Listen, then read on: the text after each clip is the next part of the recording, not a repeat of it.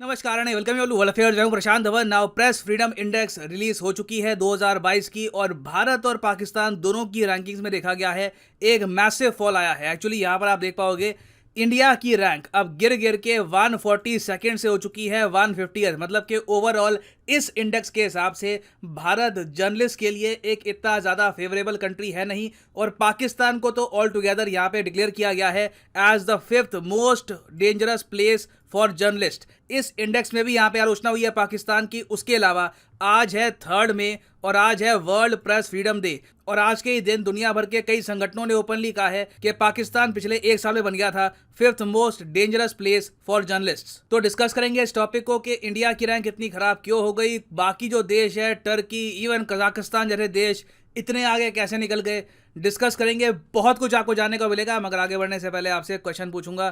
Question यहाँ पर यह है कि रिपोर्टर्स विदाउट बॉर्डर्स के हेडक्वार्टर्स कहाँ पर लोकेटेड है। तो सही उत्तर इसका आपको बताना है कमेंट सेक्शन में। जो लोग सही आंसर देंगे मैं कोशिश करूंगा उनकी कमेंट को हार्ट देने का। वैसे जो सही आंसर है क्वेश्चन का मैं आपको वीडियो के एंड में बता दूंगा ना। यहाँ पर आप देख पाओगे जो मेन कंट्रीज है इस लिस्ट में, इनकी रैंकिंग आपको दिख जाएगी। टॉप पे आप नोटिस करोगे आपको मिलेगा नॉर्वे, स्वीडन, डेनमार्क, इन 3 कंट्रीज का ग्रुप।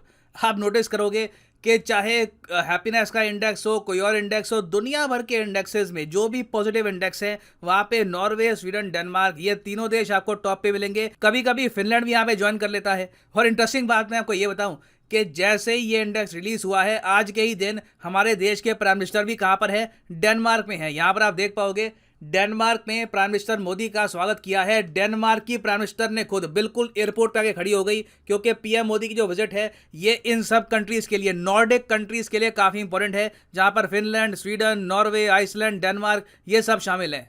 गुजर रहा है और ऐसे समय में प्रधानमंत्री के इस दौरे को लेकर हिंदुस्तान ही नहीं बल्कि दुनिया भर की नजरें लगी हुई हैं और खुद तमाम वरिष्ठ लोग इस वक्त वहां पर मौजूद हैं प्रधानमंत्री का इस्तकबाल करने के लिए। और ये सबसे महत्वपूर्ण चीज़ कि किस तरीके से डेनमार्क की हैं वो खुद प्रधानमंत्री नरेंद्र मोदी को रिसीव करने के लिए पहुंची हैं। तो ये तो हो गए यहाँ पर topper countries, Norway, Denmark, Sweden, तीनों कंट्रीज के लीडर से पीएम मोदी मिलेंगे इन डेनमार्क। आगे आप अगर देखोगे तो भारत की रैंक काफी वरिंग है। भारत को अब इन्होंने पहुंचा दिया है इस लिस्ट में 150th पर। और टू बी ऑनेस्ट थोड़ा सा अजीब है, क्योंकि मैंने जब ये नोटिस किया कि इंडिया के आगे कौन कौन से देश हैं, a lot of times this list did not make sense. अब फॉर एग्जाम्पल आप अगर इंडिया से ऊपर जो कंट्रीज हैं उनको देखो तो इंटरेस्टिंगली टर्की को इन्होंने इंडिया से ऊपर रखा है। इंडिया की रैंक पिछले साल थी 142, टर्की की रैंक आप अगर देखो तो पिछले साल 154 के आसपास थी। इस बार इन्होंने 4 पायदान की इंप्रूवमेंट करी है।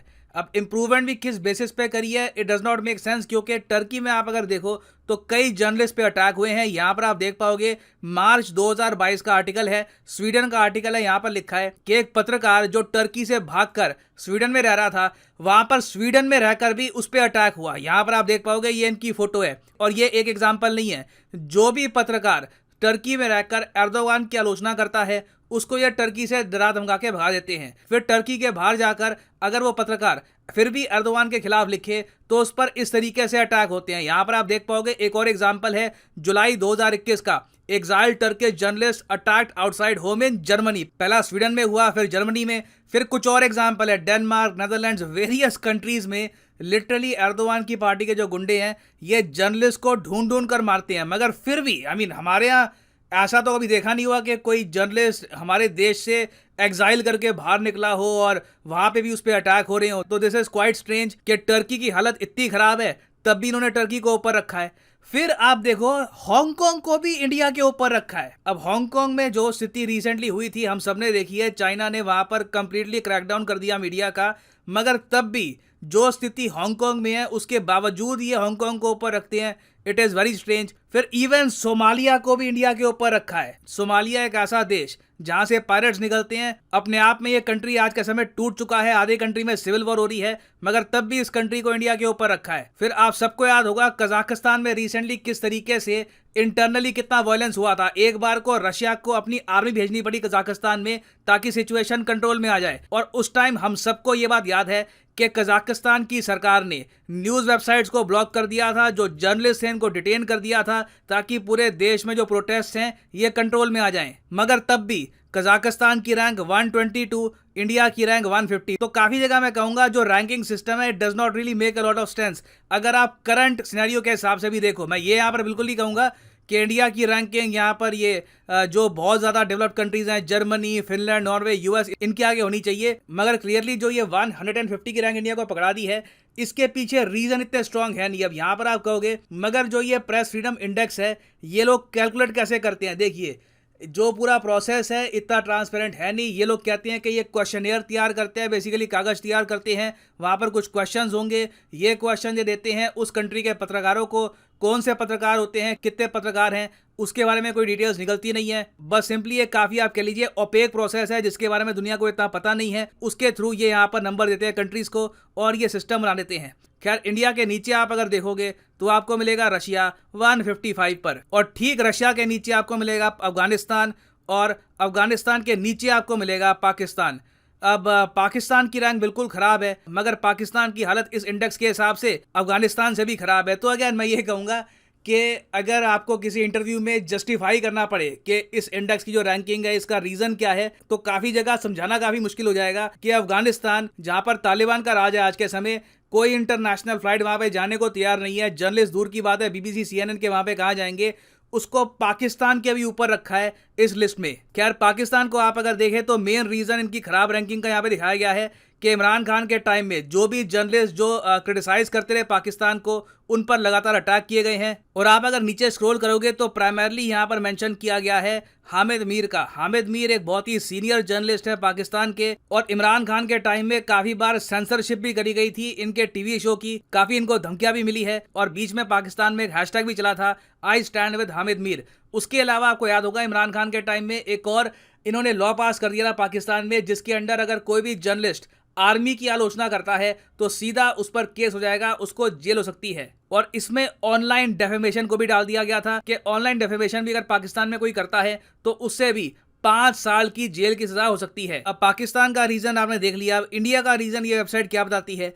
देखिए, इंडिया का जो मेन रीजन इंटरनली इन्होंने बता रखा है वो ये है कि इंडिया में जो मीडिया हाउसेज हैं वो है तो बहुत सारे, इंडिया बहुत बड़ा देश है, मगर काफ़ी जगह जो ये जर्नलिस्ट हाउसेज है ना, इनके पास प्रॉपर रेवेन्यू का सोर्स नहीं है, वहाँ पर ये आज़ाद नहीं है। काफ़ी जगह जो ये बड़े मीडिया हाउसेज हैं ये कहीं ना कहीं बड़े कॉरपोरेट्स पर डिपेंड करते हैं अपने रेवेन्यू के लिए। अब ये जो जस्टिफिकेशन है ये भी बहुत ही अजीब है, क्योंकि यूएसए में भी ऐसा ही होता है। फॉक्स जो अपने आप में एक ह्यूज कंपनी है, जिनके स्टूडियोज़ हैं, मूवीज़ बनाते हैं, टीवी शोज़ बनाते हैं, उनका ही फॉक्स न्यूज़ चलता है। फिर आप न्यूयॉर्क टाइम्स देखो तो अमेजॉन के जो पूर्व CEO हैं जेफ बेजो, वो आज के समय ओन करते हैं न्यूयॉर्क टाइम्स को। तो हर जगह मीडिया हाउसेस को अगर प्रोडक्शन की वैल्यू इंप्रूव करनी है तो मीडिया हाउसेस के फंड्स का सहारा लेना ही पड़ेगा। फिर आगे आप अगर देखो तो कुछ पोस्ट हैं यहाँ पे उन्होंने डाल रखी है कि राणा अयूब पर जो रिसेंटली हुआ था उसको लेकर RSF काफ़ी हद तक गुस्सा है। RSF आपको पता होगा, रिपोर्टर्स सैंस फ्रंटियर्स, ये फुल फॉर्म है इसकी, यही लोग तैयार करते हैं इस इंडेक्स को।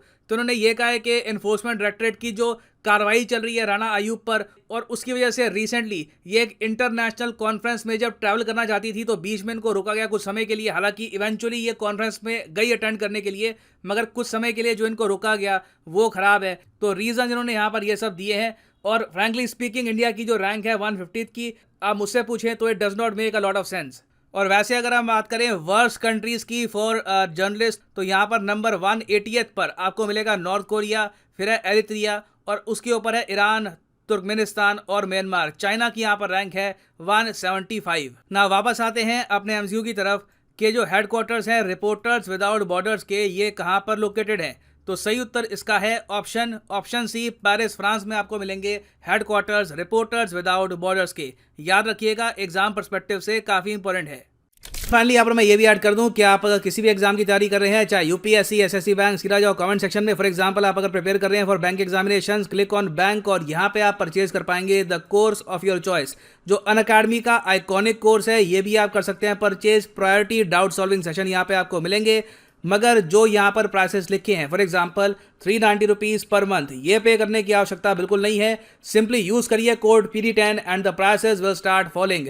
And for just 351 rupees per month आप 2 साल तक प्रिपरेशन कर सकते हैं बैंक एग्जाम्स की with Unacademy's iconic course. So use the code PD10 and save money. So इसी नोट के साथ ये है वीडियो का अंत। Thank you for listening and as always God bless you all.